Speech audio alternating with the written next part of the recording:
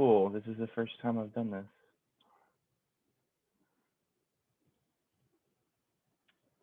Okay, so for those of you that don't know me, I do like to backpack and hike, and it's been especially nice to be able to continue that through COVID, get away from the city and get out and find some hills out west of Madison.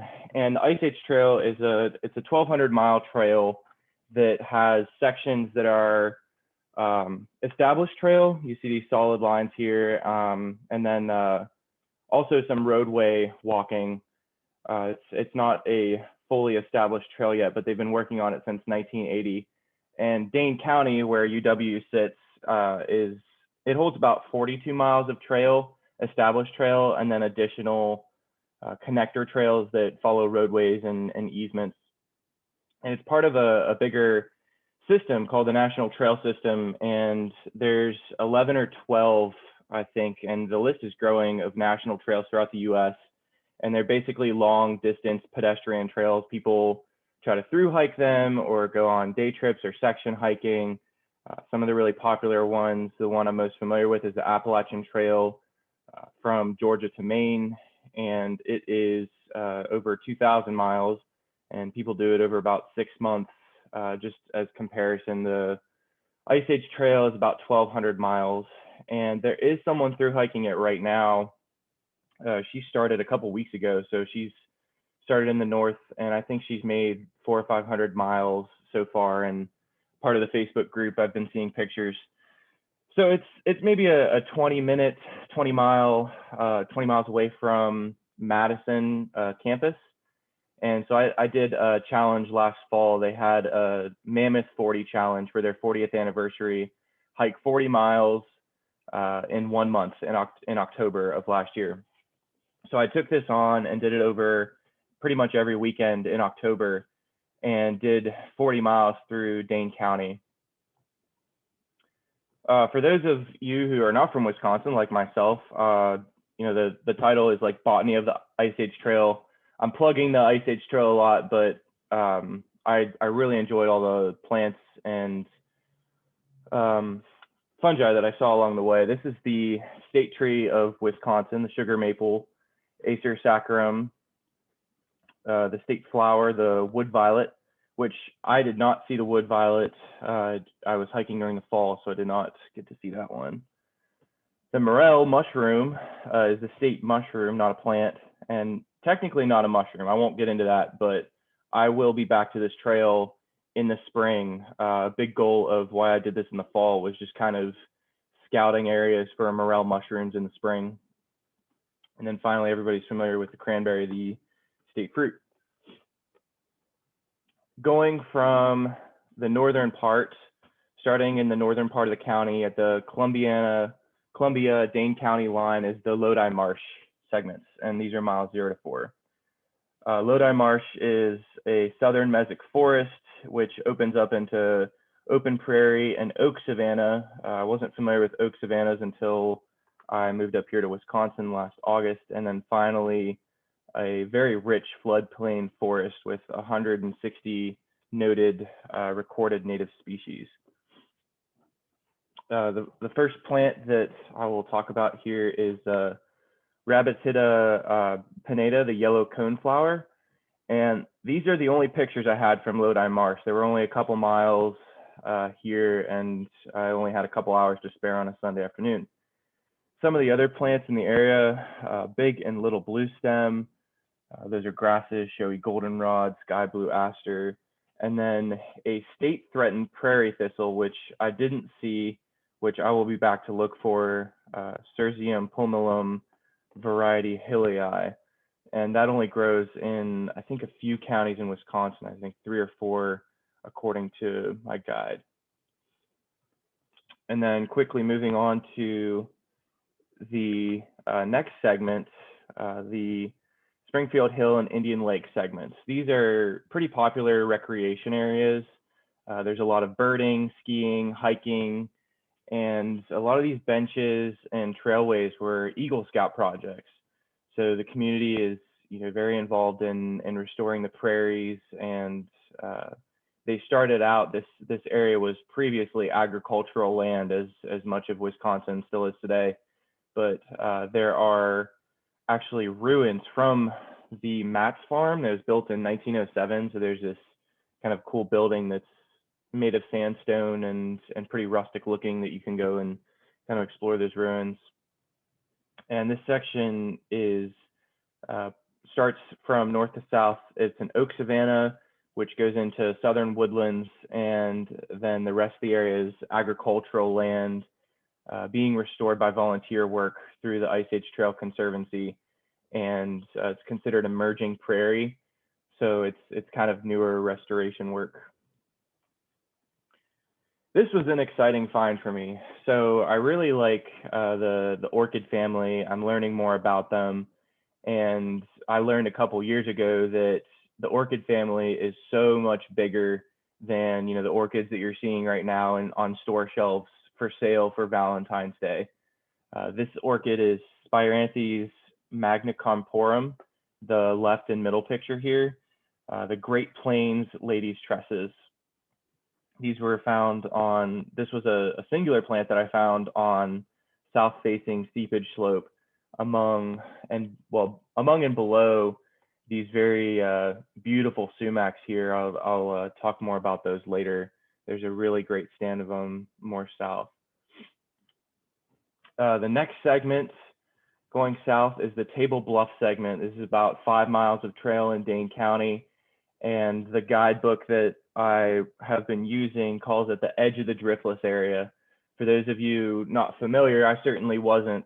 The driftless area is basically describing southwest Wisconsin that wasn't glaciated. And one thing I forgot to mention about the Ice Age Trail is the trail follows the area in between where the glaciers were and the untouched prairie and hilly area of southwest Wisconsin. So it's a very rich kind of area between a couple different ecotones. The book also called it a wildflower treasure trove. I did not see a lot of wildflowers because it was fall when I was hiking. There are a lot of listed rare plants.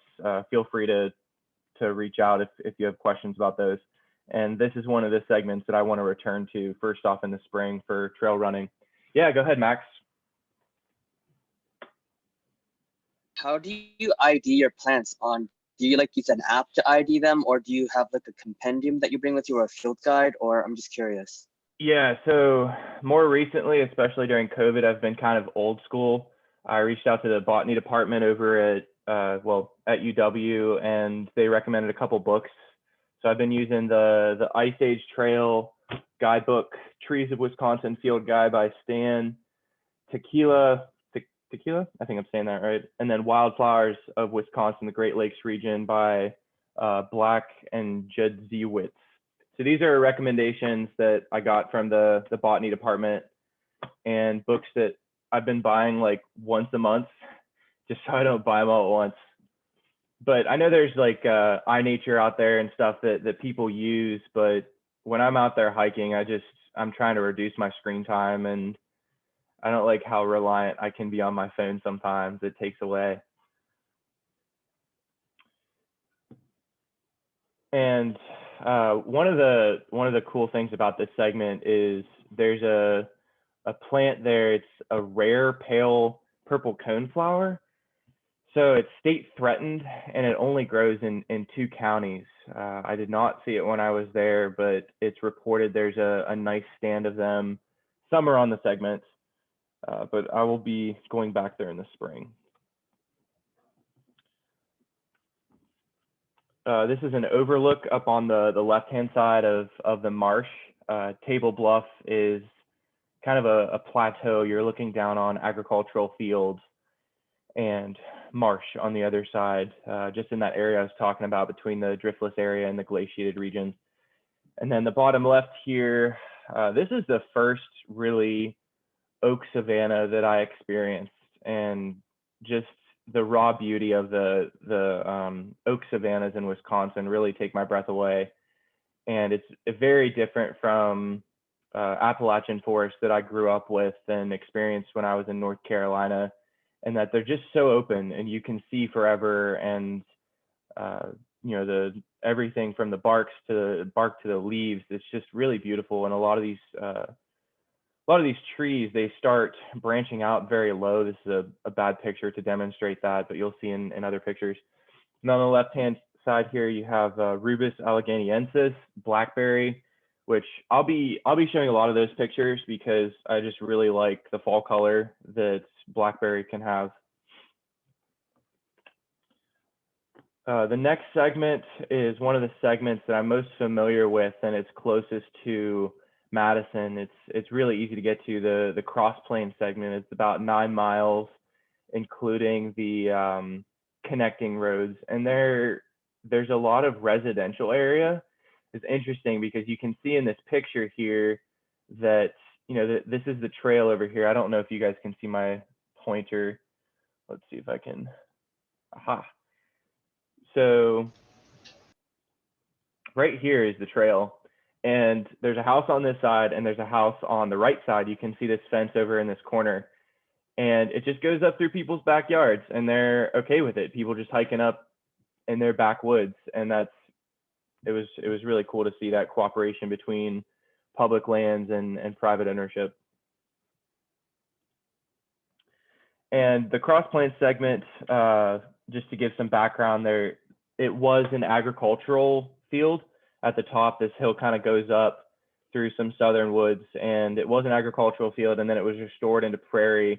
A lot of prairie land that's owned by the Ice Age Trail was restored by volunteers, and then it descends into southern mesic woodlands, which I will be returning to look for morels. I think it'd be a good place to look for it with other indicator species like Jack in the Pulpit, wild ginger present, and then finally it descends again into oak savanna and then ascends into sandstone cliffs, which gives a nice overlook of the community of Cross Plains. This is where I probably saw the most wildflowers last fall. See if I can clear that annotation. All drawings, there we go. So I'll start with the white flowers that I saw. This picture that you see up here on the left is Monotropa uniflora. It's probably one of my favorites because it's just one of those weird plant fungi that we don't understand a lot about. We know that they interact with both fungi and plants. They don't produce chlorophyll, so they're taking energy from other organisms, and they're fairly common. We saw them a lot earlier in the fall. They looked more like this, but then they started senescing as the frost started hitting. And these pictures are from early in October. This is one of the first places I visited that was just kind of close and convenient.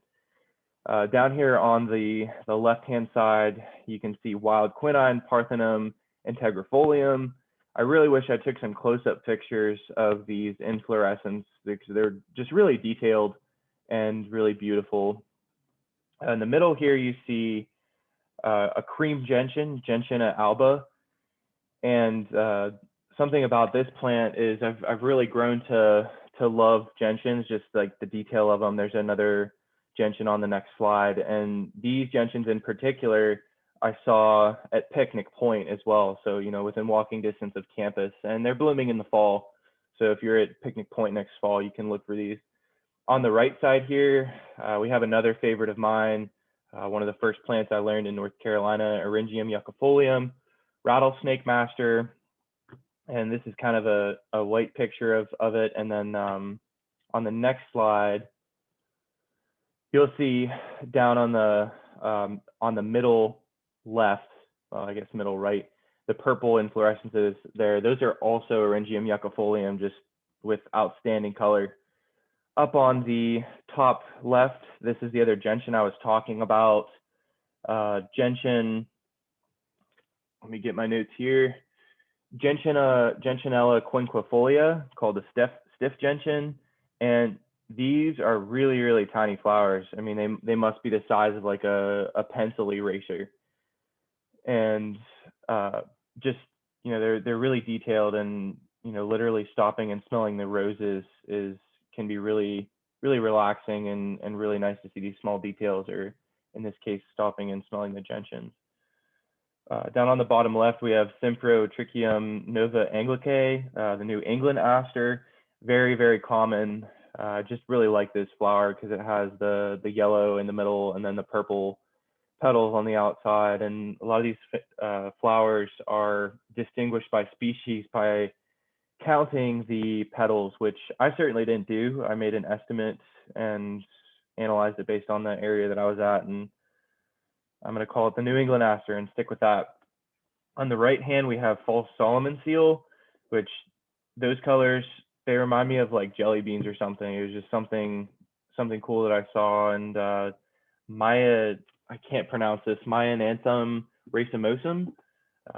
So false Solomon seal looks like true Solomon seal, which is another cool plant that grows in North Carolina, which I learned down there as well. But I really like Solomon seal as well, which is not pictured here.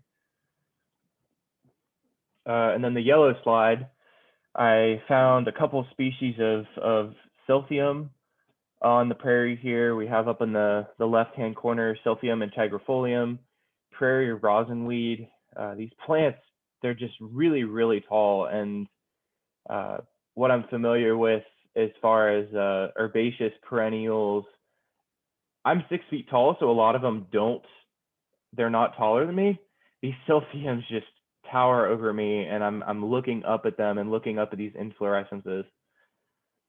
Down on the bottom left, we have Coreopsis trepteris.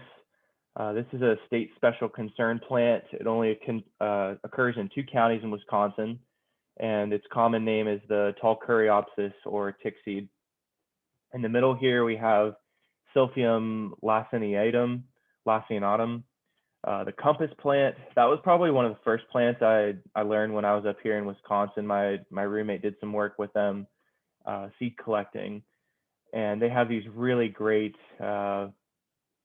dissected leaves. If you ever get a chance to look those up, they're really beautiful. On the left, Solidago speciosa, the showy goldenrod. You'll see a lot of those in my slides. Later on in the season, they get this really great red stem when the leaves fall, and then these inflorescences are the size of your hand, and they really have a nice contrast, the yellows to the brown grasses behind them later in the fall. And then this slide, just some others that were not wildflowers that I saw. On the left is Edantum pedatum, the northern maidenhair fern. I really like this fern because it's kind of circular, and it just doesn't really look like other ferns that I come across. And it has a black stem too, which is really cool if you get to look at it closely. In the middle, Royoporus batius, the big Blackfoot polypore, which is a mushroom. I know it's not a plant, but we like our mushrooms too, and they often get overlooked. On the left, we have Phytolacca americana, and I took this picture. It's just amazing to me, the color gradient from the greens at the bottom to the yellows on the top, to the yellows in the middle and the purples on the top, and how the sun was hitting it just made it really pop against the forest there.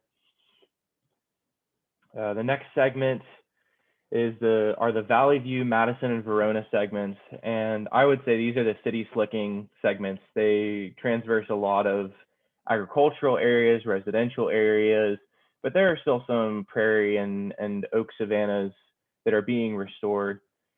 And on a good day, there's a section there's a part of the Verona section that you can get up on, and it's really high up, and you can see the Blue Mounds over at the state park to the west. And I found it interesting. I was reading my guidebook this morning, actually, and I learned that the indigenous word for Blue Mounds, which I'm not going to try to pronounce, I'd butcher it, but the indigenous translation is the Smoky Mountains. And I have a particular love for the Smoky Mountains of North Carolina, but I found it interesting that that's what they called them as landmarks as they were going across the prairie. These were really good, distinctive, natural landmarks that they could use for finding out where they are in this otherwise very flat prairie.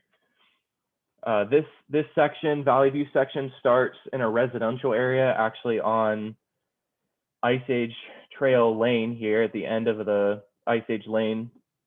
And you start by walking among these beautiful Frank Lloyd Wright homes.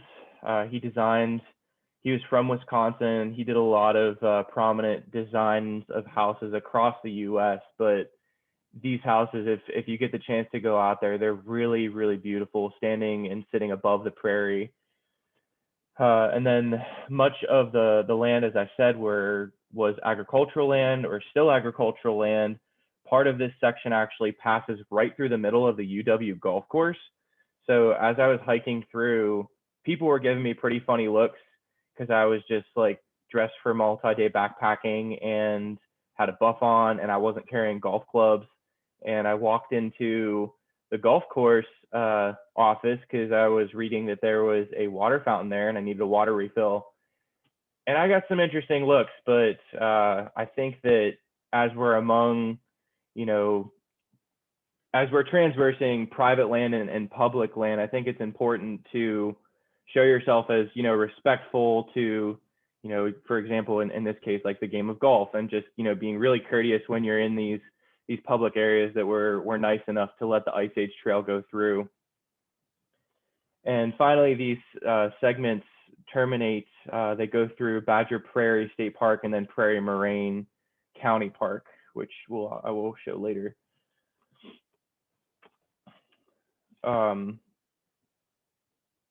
So one thing I forgot to mention about the previous slide was there was a lot of infrastructure interference. There were a lot of detours, as you could see, and I found it interesting. I was reading a book about this time last fall, Grandma Gatewood's Walk, and the author writing about her was pointing out the fact that much of US infrastructure was built around the automobile and not the pedestrian. And I found that really interesting, and, you know, how we're finding today that a lot of our use of infrastructure depends on oil and is contributing to greenhouse gases. And, you know, what if we all walk to work or bike to work? And something I'm really coming to appreciate, at least during the summer, warmer months when I'm in Madison. This slide, I didn't identify any specific species. I just wanted to show there was a picture didn't do justice, just overlooking the prairie and the wood line here of the restored prairie and the fall color of the southern mesic forest. This is what I was talking about earlier, these just amazing oaks that start branching out, you know, at chest height. That's probably about 4 or 5 feet for me. And, you know, these massive trunks that normally in like a southern forest, you'd see them straight up and down, kind of on this tree on the left that you see here. But I was just amazed at the spread of this red oak here, Quercus rubra, or some people call it Quercus borealis, Moshoei did. And just the sheer angle of these branches, almost, I would say 120 degrees, just reaching out probably 100 to 150 feet on either side. As you can see in this picture, I couldn't even capture the entire tree. And the reason why these trees branch out so low is because on the prairie, on the high prairie, the sun hits them from all directions. So they're just like, give me all of that sun. I will put out all the branches, all the leaves, so I can, you know, take it all in. And I like to do that myself, you know, just go stand out in the sun and take it all in. As I was hiking, there was, this was later in October, so a lot more fall color as the frost started hitting. On the left here, this was probably one of the more yellow plants that I saw other than wildflowers. This was a crabapple above a road that you can see here on this segment. And then in the middle, there's a quaking aspen. That's something that I really think of. They're very distributed across North America, but I particularly associate them with, I guess, like North Woods. You know, you see them in the winter, and you see winter camo at Cabela's with this type of design on them. And I really like this, just the bark of this tree is really beautiful. And then on the left, walking into, I think this was Badger County Park. That's the state tree, Acer saccharum, the red maple, and it was showing its full beauty here in the fall. So this is just another picture of these oaks, and they started losing their leaves, and they just, I would say they kind of look kind of spooky. And getting near Halloween last fall, I just stuck with that description, and you know, they just really look beautiful. The texture and the habit that they're just kind of filling in tons of branches. And these were red oaks and black oaks, Quercus rubra and Quercus velutina. On the left here, you can see some black cherries. Those are the yellow leaves that you're seeing on the left, Prunus serotina. And then this was going into the southern dry forest.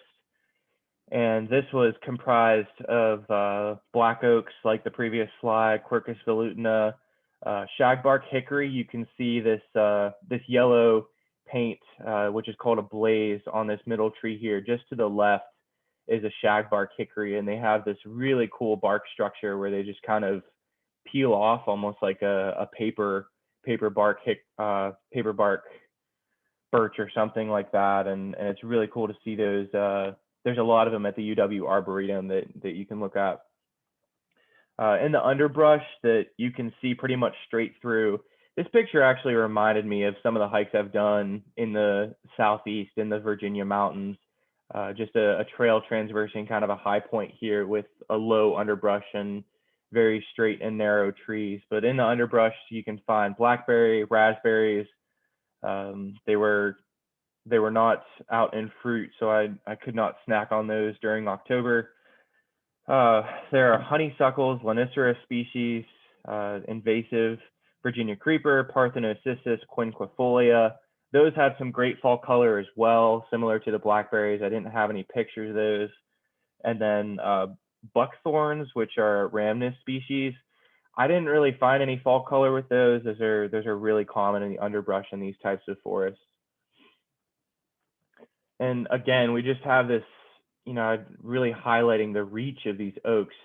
Going off here to the left, I would have estimated this is probably a 75-foot reach on this one branch here. And in the distance, you can see sumac stand, that reddish orangish color. I have a really good slide coming up showing that hillside. And then in the distance, there's also— Have you tried to make lemonade from that? Sorry? Have you ever tried to make lemonade from sumac? Isn't that like where pink lemonade is from? I have not, and I'd really like to get more in touch with kind of the culinary botany side of things. I've started learning my mushrooms, but I need to learn the plants as well, because I'm really interested in, you know, the indigenous culture, how they use the plants like juniper or something like that in teas, or even milkweed buds, I've heard. You know, but I need to do more reading on that. Have you? There's a lot of milkweed near the greenhouse. Someone else made it for me. Yeah, that's I just something I'd like collected to it.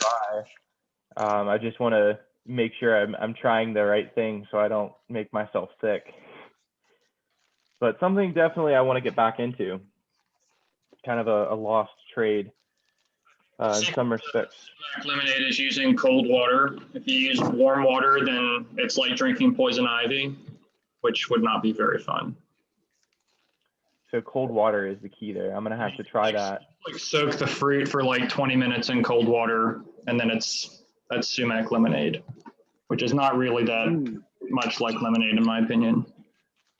So is that similar with most sumac species? I mean, obviously not poison sumac, but I don't know what species I'm looking at here. I'll click to the next slide. That's the color I was talking about, but I don't know the species I was looking at. I know it's Ruis, but you know, telling one sumac from the other is not something I know off the top of my head. Hard to say. Yeah. So this was the slide that I was talking about. Just, you know, the hill almost looks like it's on fire, and coming around that corner from the previous slide and seeing these was a real treat. In the foreground, kind of on the left, you have Solidago gigantea, different from the one we saw earlier. Pretty distinct by those leaves that are pointed at both ends, and then the kind of oral umbel that's at the top there. They're not in bloom. Those white parts that you're seeing are the fuzzies that help them fly and disperse, similar in dandelion. This was just another slide. I wanted to show some more fall colors. On the left, you can see some blackberry here, just the purples and the greens and the pinks and the yellows, just all in one spot. I really like blackberry for that reason. Then this was at Prairie Moraine Park on the left. It was very overcast, but it was a really great sunset. And that's something I've come to appreciate over COVID, just, the getting out of the house around sunset and going and looking at the sunset over the lakes. Something that I wouldn't have, or maybe would have taken for granted before COVID. And you can still do that in the city. This is the next section, Montrose and Brooklyn wildlife segments, and miles 31 to 43. So these are the last part of the trail throughout Dane County, going south again towards, forget the county just south of us, but Brooklyn wildlife actually goes across the county line. So that's why it's a little bit longer than 43. It follows the Badger State Trail, which I was unfamiliar with. It's a kind of an ag slag trail that goes from Madison all the way to the border of Illinois. I think it's probably close to 90 miles.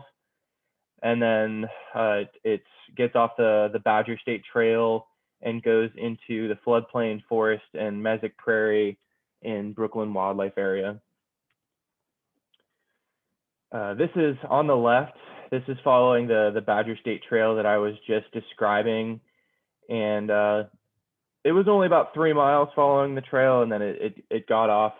It was in between agricultural lands, and you could see, dairy farms and corn on either side. And that's something else I noticed about this trail, different from other places I've hiked, just how close it is to agricultural lands. And the book that I was reading, on the left-hand side, you can see some rock outcrops, quote unquote, dotted with ferns. I was about to call these resurrection ferns, but I cannot confirm that because a little bit of research told me that they were not reported yet in Wisconsin. So I'm going to have to look more into that. But that was something that was not prominent on the rest of the trail. These really old rock outcrops. I think this is part of the driftless side of the trail.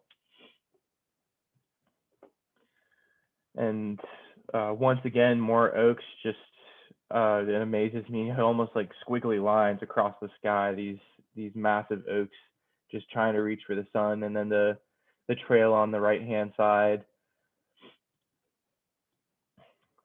Again, talking about just how close the trail is to agricultural areas.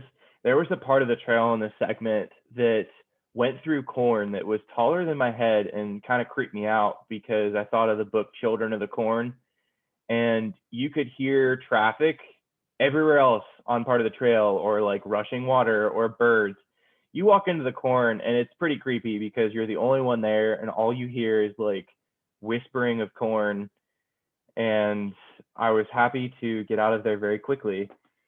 On the right-hand side here, this is something I came to appreciate as the leaves started falling and just flowers started dying back, the bark of trees. And this is a pretty distinct bark type of Celtis occidentalis, which is hackberry. And it was kind of on the right-hand side of the trail that goes through this agricultural area in the floodplain forest. Getting near the end here, this was a prairie planting.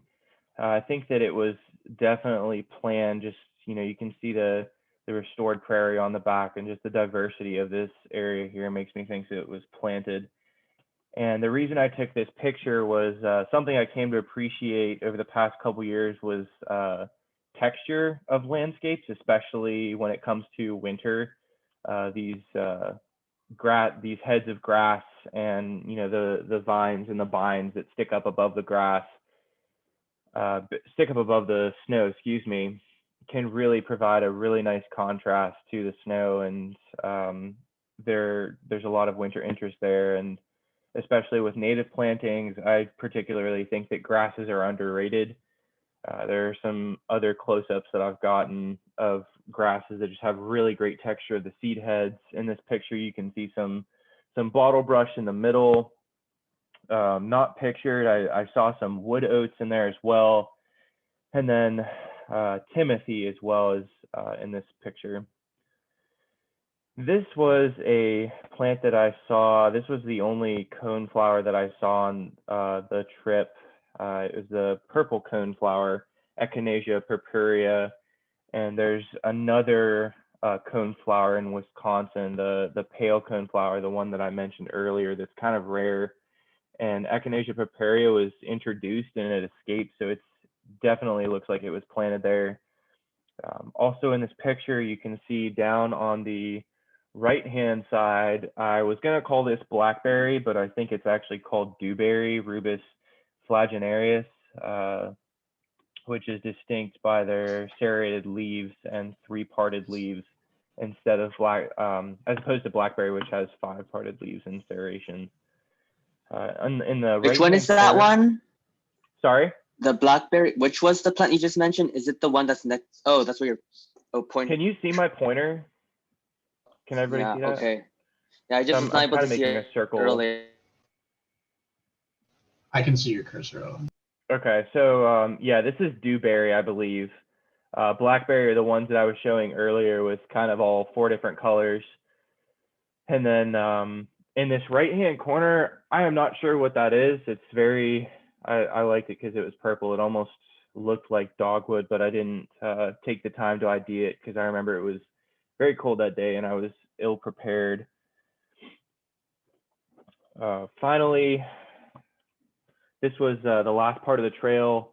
And as you can see on the left-hand side, this is what we saw earlier, the Solidago speciosa, the showy goldenrod, but it's lost all its leaves and it's really showing off those really red stems. And it's a nice contrast to their yellow flower heads. In the middle here, this is probably one of the last wildflowers I saw last fall. Dianthus armenia, another introduction.